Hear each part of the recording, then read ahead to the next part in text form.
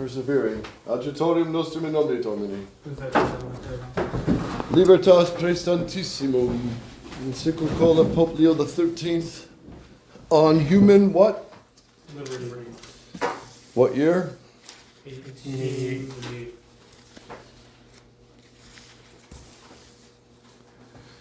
Oh, so the cover has two errors.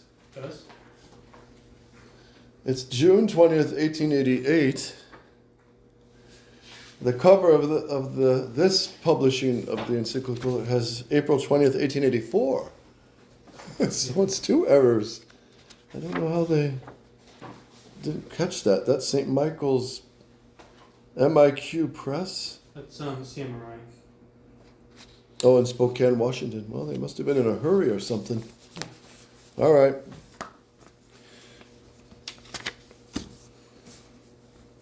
We left off on paragraph 28. We were going through the chart of Bishop Williamson. What do you think of this chart? It's very useful, especially for the exam. Yes. Yes. But it's quite good. You see how he has all the errors laid out. Right?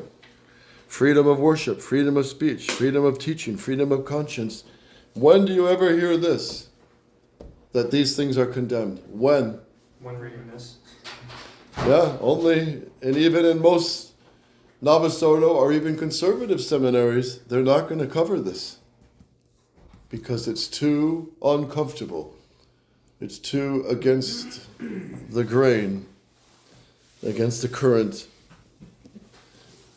And they'll say, what would a modernist say about this encyclical? What would Pope Benedict XVI say about this encyclical in relation to the modern governments? It's outdated.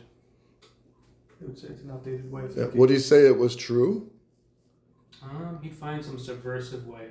Yes, he would say it was that. true for its time. Yeah. It was true for its time. There's a conference Archbishop Lefebvre gave, one of his last ones, where he mentions Cardinal Ratzinger, Pope Benedict, using these slippery modernist terms and saying, he called it substantial anchorisms. And these were good teachings, he said, but only for that time of the 1800s. And now, since Vatican II, the Church has evolved. And so these doctrines no longer apply. So if what the Holy Ghost said back then was true, and today it's not true, what does that tell you about the Holy Ghost? They accuse him of being a liar.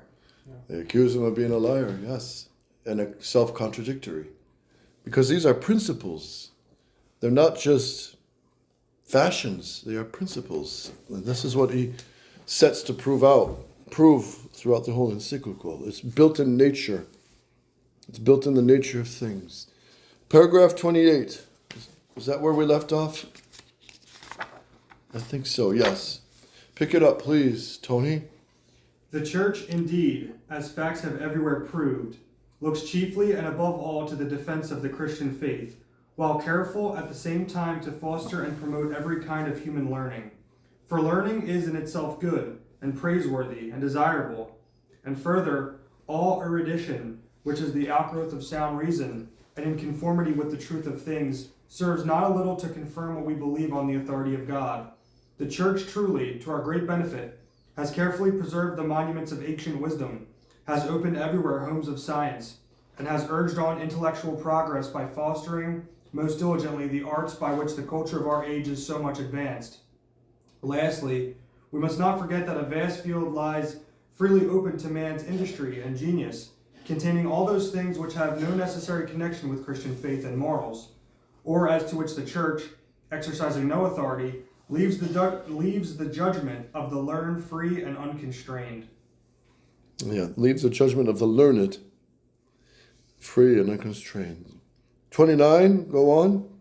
From all this may be understood the nature and character of that liberty which the followers of liberalism so eagerly advocate and proclaim.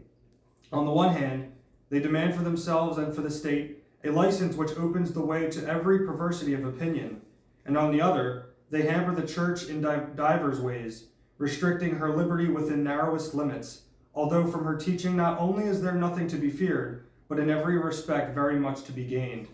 So what's the hypocrisy he's exposing here?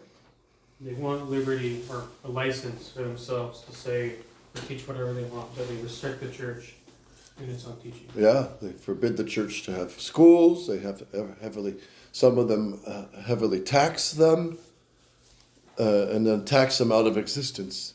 That's an easy way for the Masons to get rid of Catholic schools. Tax them out of existence. And that's why I'm struggling here, wrestling with the Freemasons who make it very difficult, because by federal level, we are tax exempt. It shouldn't be a problem here in New Hampshire, but I'm wrestling with these Freemasons because you have to go through all these hoops and red tape every year to get your exemption. When it's at the federal level, they should just acknowledge that and respect that. All right, paragraph 30. Another liberty is widely advocated, namely liberty of Conscience. Yes, so he's listing the errors. So far we saw liberty of worship, freedom of speech, condemned, freedom of teaching, condemned, freedom of conscience now. If by this is meant that everyone may, as he chooses, worship God or not, it is sufficiently refuted by the arguments already adduced. But it may also be taken to mean that every man in the state may follow the will of God, and from a consciousness of duty and free from every obstacle, obey his commands. This indeed is true liberty, a liberty worthy of the sons of God, which nobly maintains the dignity of man and is stronger than all violence or wrong, a liberty which the Church has always desired and held most dear. This is the kind of liberty the apostles claimed for themselves with intrepid constancy, which the apologists of Christianity, name one of them. St. Justin. Yes. Which the apologists of Christianity confirmed by their writings, and which the martyrs in vast numbers consecrated by their Blood. And deservedly so, for this Christian liberty bears witness to the absolute and most just dominion of God over man, and to the chief and supreme duty of man towards God. Duty of man towards God. Yes. It has nothing in common with a seditious and rebellious mind, and in no tittle derogates from obedience to public authority.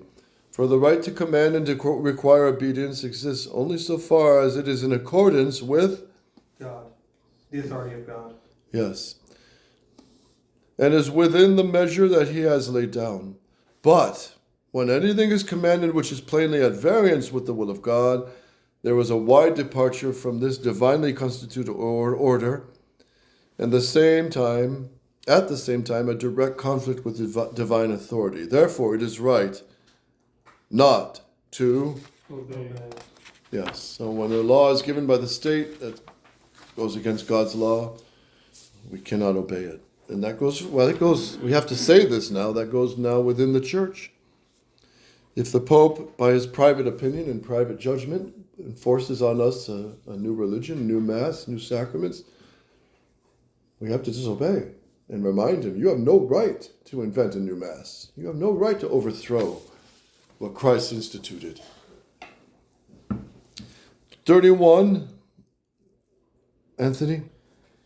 By the patrons of liberalism, however, who make the state absolute and omnipotent, and claim and proclaim that man should live altogether independently of God, the liberty of which we speak, which goes hand in hand with virtue and religion, is not admitted. And whatever is done for its preservation is accounted an injury and an offense against the state. Indeed, if what they say were really true, there would be no tyranny, no matter how monstrous, which we should not be bound to endure and submit to. Yeah, so you see, what's really good about this encyclical, of course, is he explains where is freedom of the speech legitimate, where is it okay, and how it's wrong. Same with freedom of teaching, where it's fine and where it's wrong. Freedom of conscience, where it's properly understood and where it's offensive to God. 32, Tony? The Church most earnestly desires that the Christian teaching, of which we have given an outline, should penetrate every rank of society in reality and in practice, for it would be of the greatest efficacy in healing the evils of our day, which are neither few nor slight, and are the offspring in great part of the false liberty which is so much extolled, and in which the germs of safety and glory were supposed to be contained. The hope has been disappointed by the result. The fruit, instead of being sweet and wholesome, has proved cankered and bitter. If then a remedy is desired, let it be sought for in a restoration of sound doctrine, from which alone the preservation of order and, as a consequence, the defense of true liberty can be confidently expected. So he's calling for the restoration of what?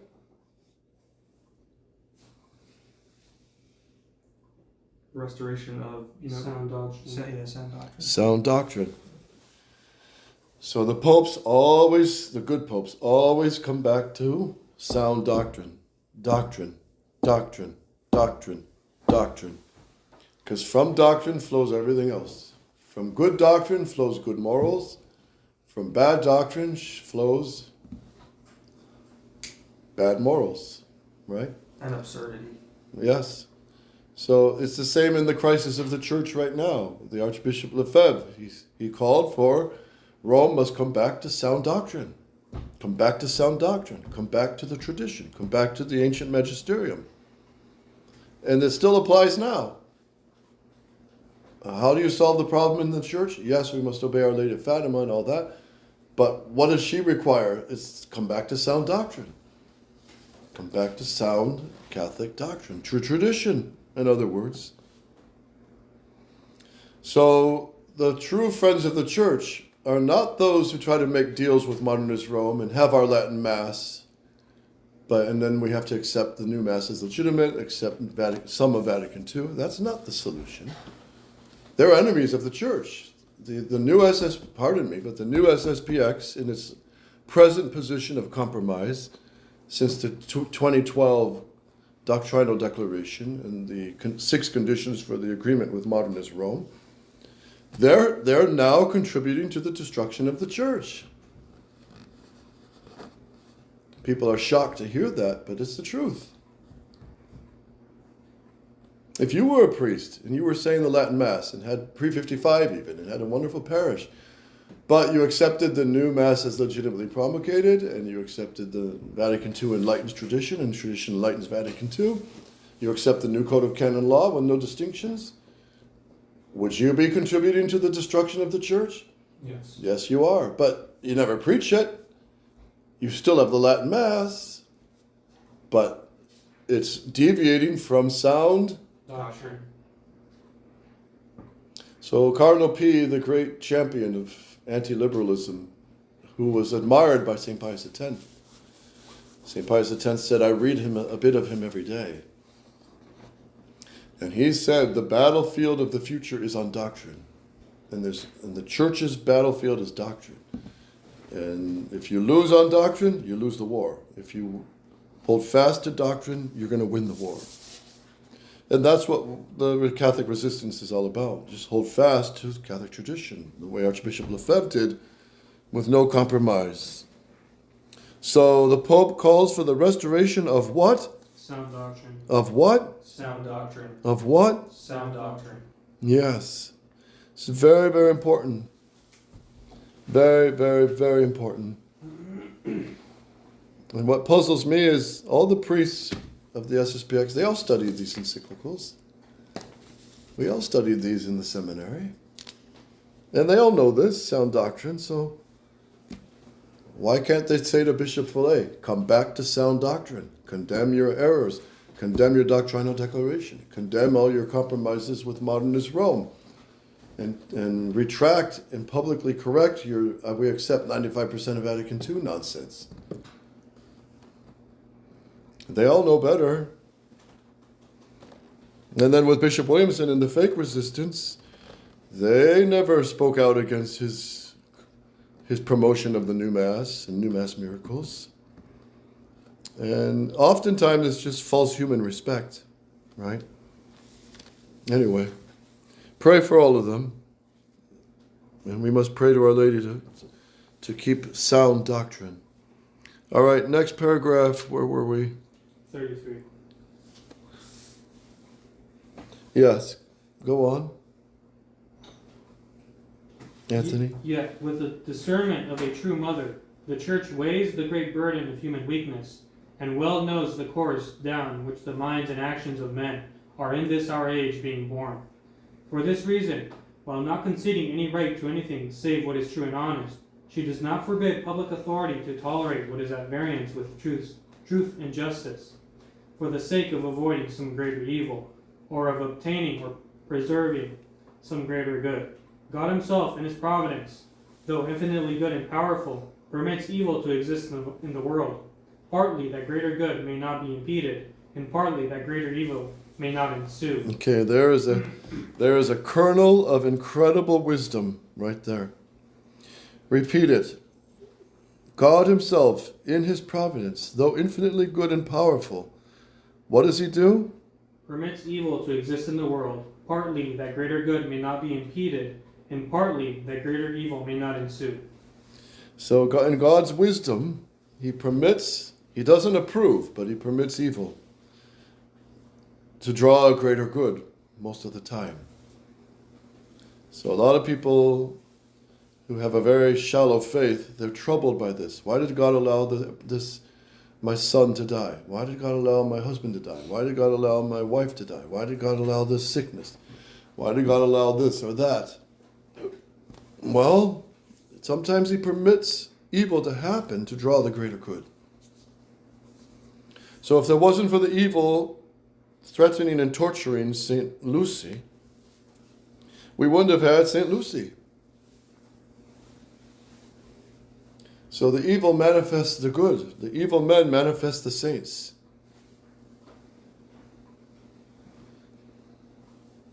So, okay, pick it up again.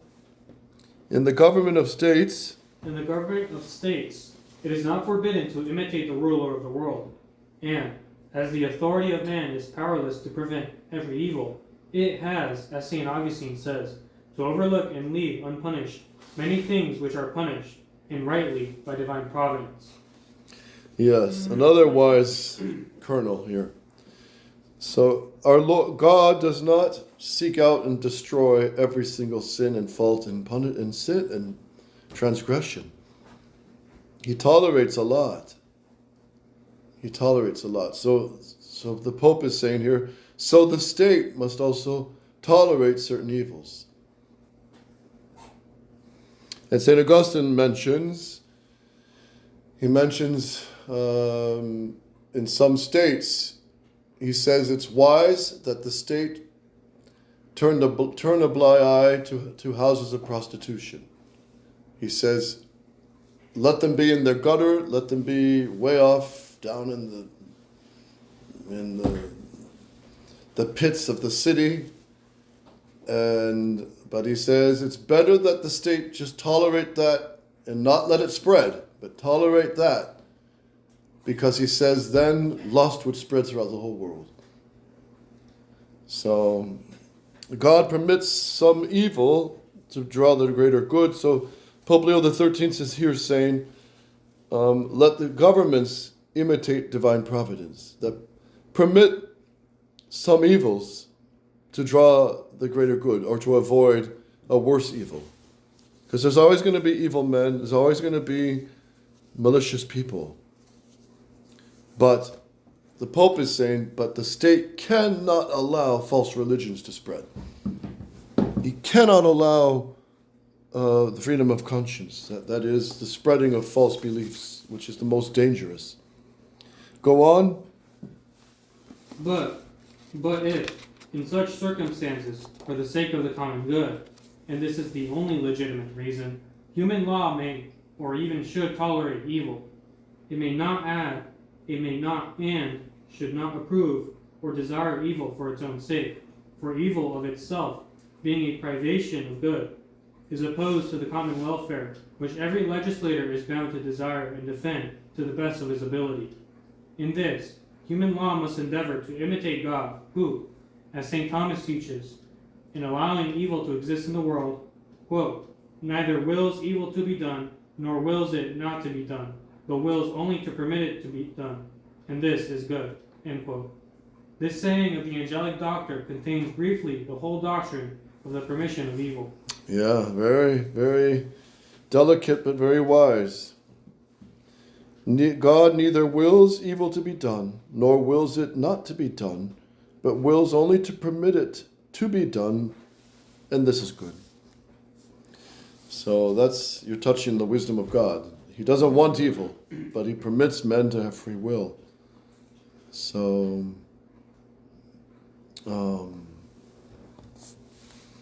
and to tolerate some evil. So, for example, in the time of Leo XIII, in the United States of America, it was mission territory, and the first diocese was Baltimore, under Bishop Carroll, Charles Carroll.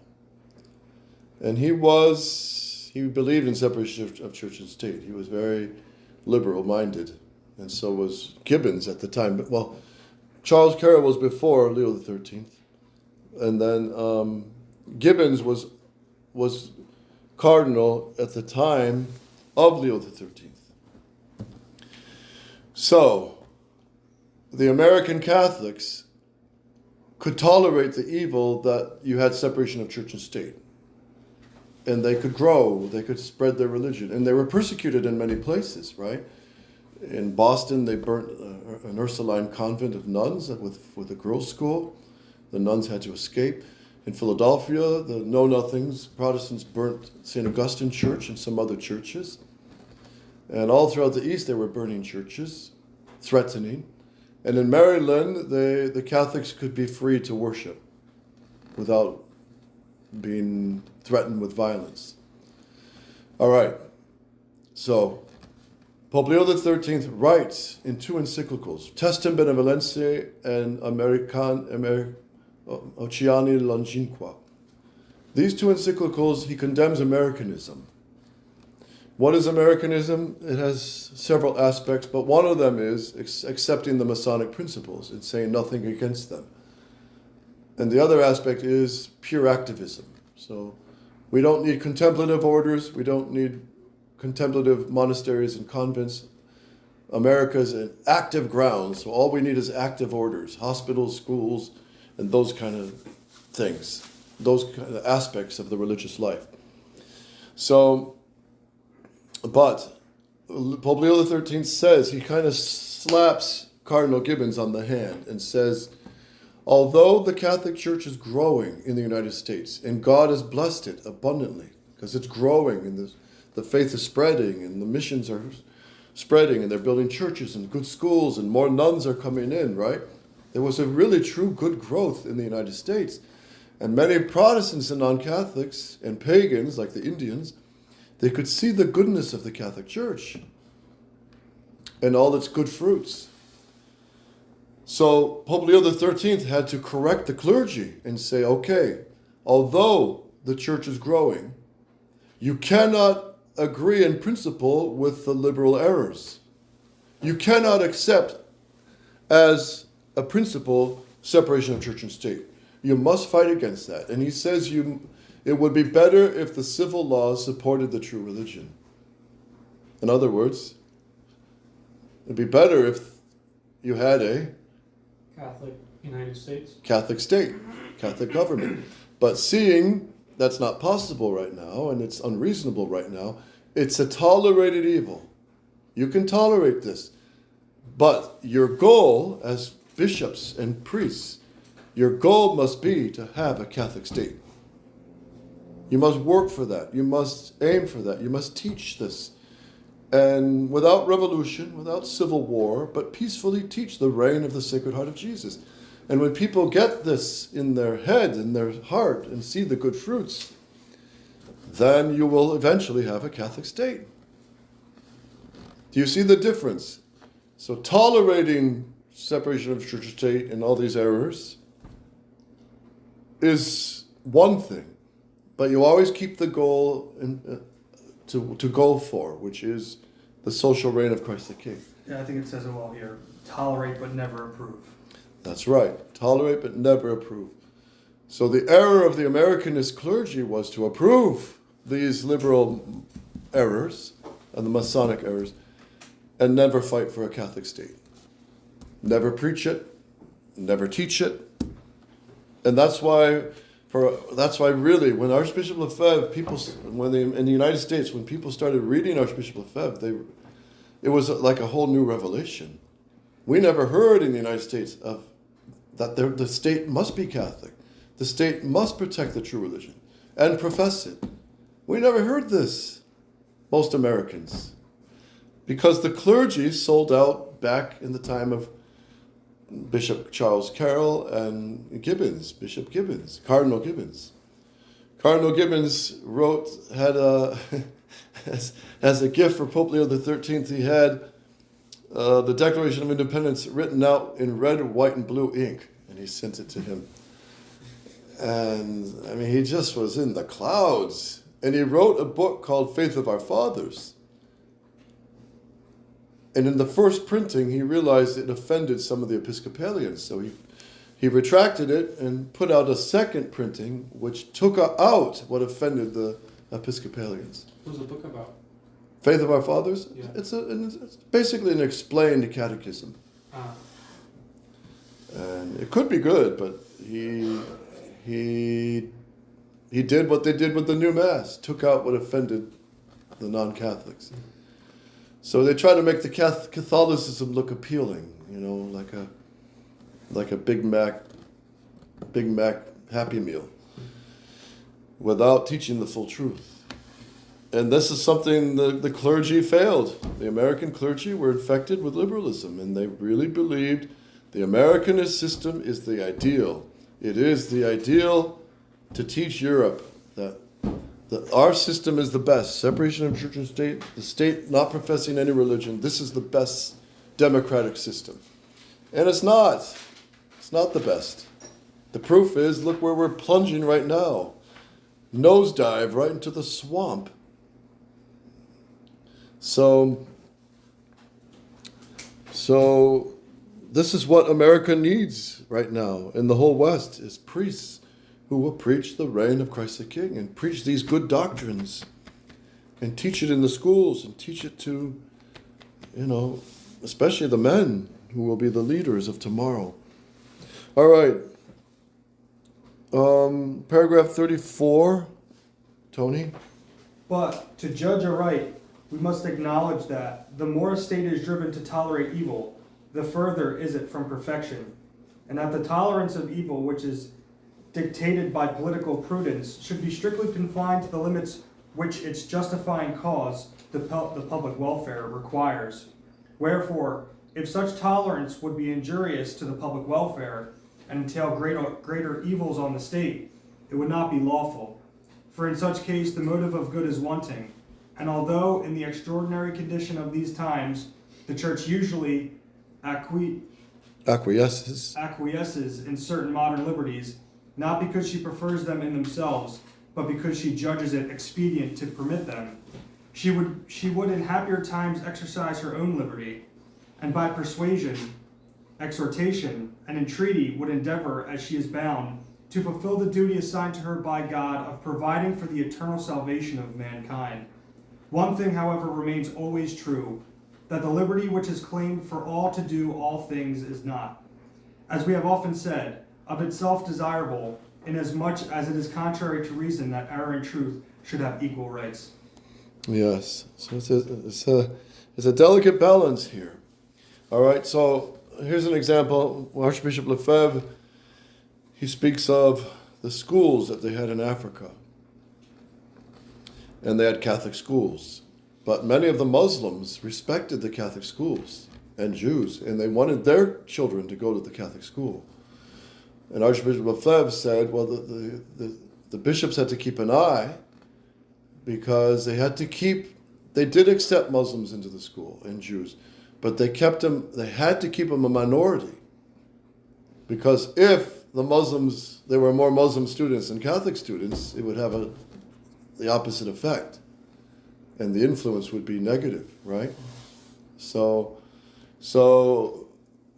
they had to keep they could accept some Muslims, some Jews, and many of them did convert because of it.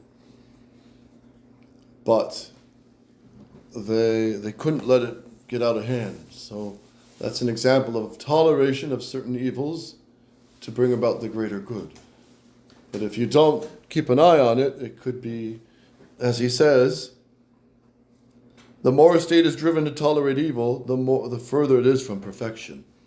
And that the tolerance of evil, which is dictated by political prudence, should be strictly confined to the limits which its justifying cause, the public welfare, requires. So, but notice he always keeps the principles, which is the ideal of the Catholic state, the reign of the heart of Jesus, the reign of Christ the King. So we cannot approve these Masonic principles, but for some time they can be tolerated. So, and it still applies now in the United States. We still have the liberal government and all that. So as Catholics, we have to work and pray and make reparation, public rosaries and all that for the reign of the heart of Jesus. So Cardinal Gibbons said, if I could change one word of the Constitution, I wouldn't change one word. Do you agree with that? So if he asked you, what would you do with the Constitution? What would you say? Throw it out. Well, some would argue that's not all necessary, because there's a lot of good practical angles in the Constitution you could argue. Like, for example, what is it? The Second Amendment, the right to bear arms. That's a good thing. Well, just anything that is not in conformity with Catholic teaching has to go. That's right. And then you would just have to make sure all of what it proclaims has to be under the authority of God and proclaiming the kingship of Christ. Yes. So that would be it. An adaptation. Amendments to the Constitution that would improve it. And it would be blessed by God, and it would be fruitful. And the country would be blessed. And Christ would be honored, and so God would doubly bless it. The country that will not serve thee, says the Isaiah, the nation that will not serve thee, O God, shall be destroyed. 35. And as to tolerance, it is surprising how far removed from the equity and prudence of the Church are those who profess what is called liberalism. So here we're in the conclusion. Liberalism summed up, rights of man, right? For in allowing the boundless license of which we have spoken, they exceed all limits, and end at last by making no apparent distinction between truth and error, honesty and dishonesty. And because the Church, the pillar and ground of truth, what's he quoting there? The Church, pillar and ground of truth. He's quoting St. Paul. Yeah, I was trying to think of where. Yeah, it might be Ephesians, if I remember correct. And because the Church, the pillar and ground of truth, no, it's to Titus, I think. The Church, pillar and ground of truth.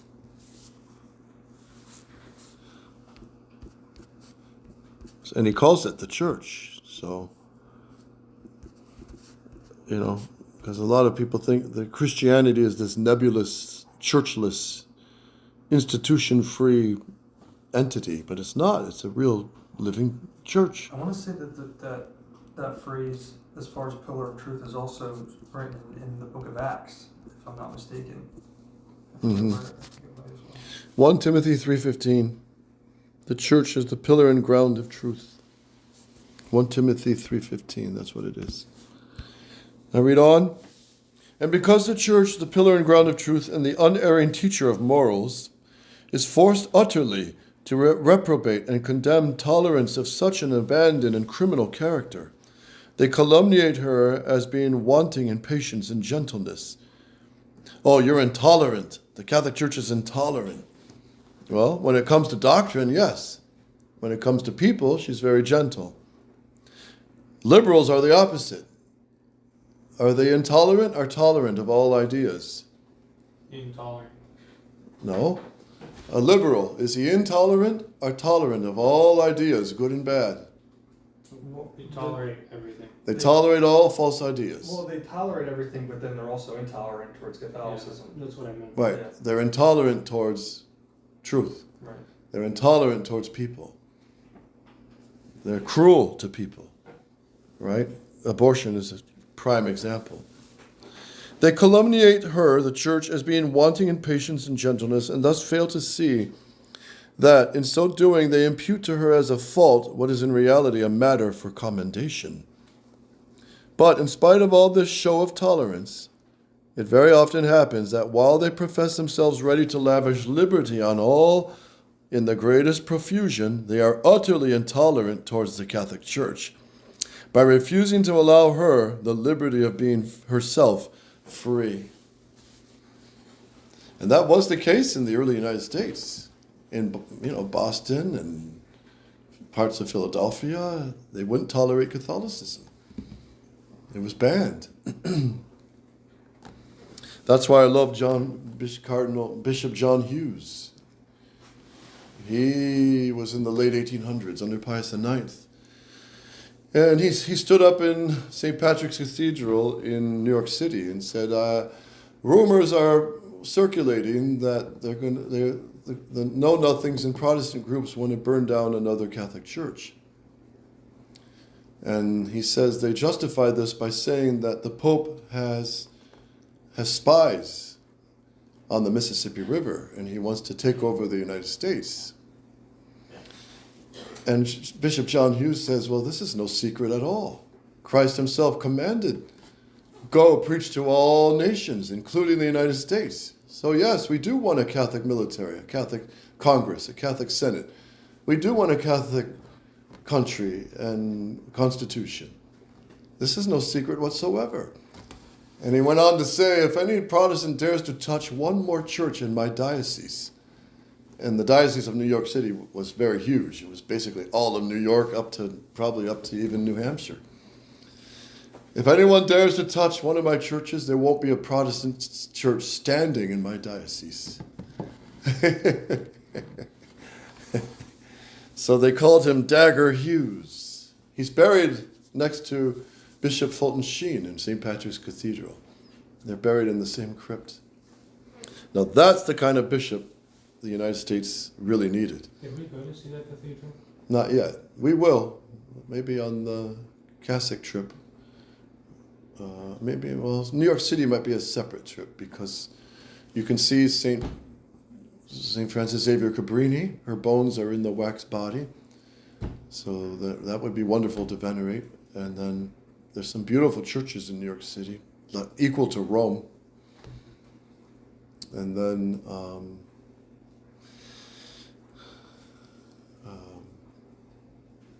St. Patrick's Cathedral is worth seeing. It is beautiful.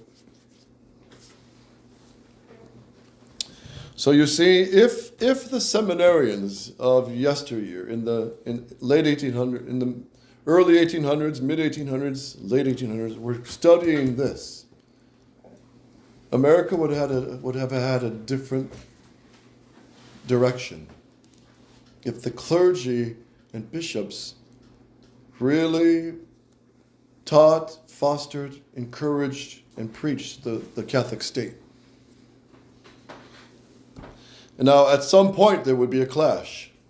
Because you can't have liberal ideas and Catholicism always being friendly. There's going to be a clash, there's going to be martyrs on the Catholic side. That they're going to kill the Catholics.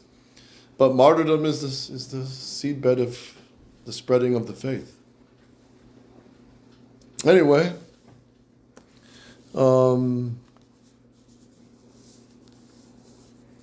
and now 36, Tony. Okay, we'll stop there. Are you able to follow what he's saying? Yes. Does it make sense to you? Yes. Better than. What do you appreciate most so far in this encyclical? Honestly, with the clarity and his unwillingness to just hold back and just attack liberalism right at the source. and just condemn every type of liberalism. Yes. Because like you said, you don't hear that. You don't hear it. You just don't. And of course, Vatican II approves all these liberties. So it's worse. So it highlights the great champion stand of Archbishop Lefebvre. He really stood like an Athanasius against the whole world and the church, the apostate Vatican II church. And it really makes you sure. It really shows that the peace that the Catholic Church would bring to the world. That if they followed the true definition of liberty, there would just be harmony in society. Yes. Complete harmony. There'd be none of this chaos. That's right. Just imagine a whole generation of youth taught true catechism, taught true philosophy, along with all the other good sciences. Just imagine the change in society right there. You know, children and youngsters obeying the law of God, respecting their parents, respecting the elders, doing their duties of state out of love for God, and not cheating in business and not stealing, working hard, honestly. That would just boom the economy. And then the simple teaching of take the children God sends, which is the first purpose of marriage. I mean, that just transforms society. You wouldn't have ghost towns. You wouldn't have empty children playing playgrounds. You wouldn't have abortion clinics, because that would be forbidden too. I mean, really, it'd be a healthy, vibrant, robust people. But liberalism contaminates and destroys. Adjutorium nostrum in nomine Domini.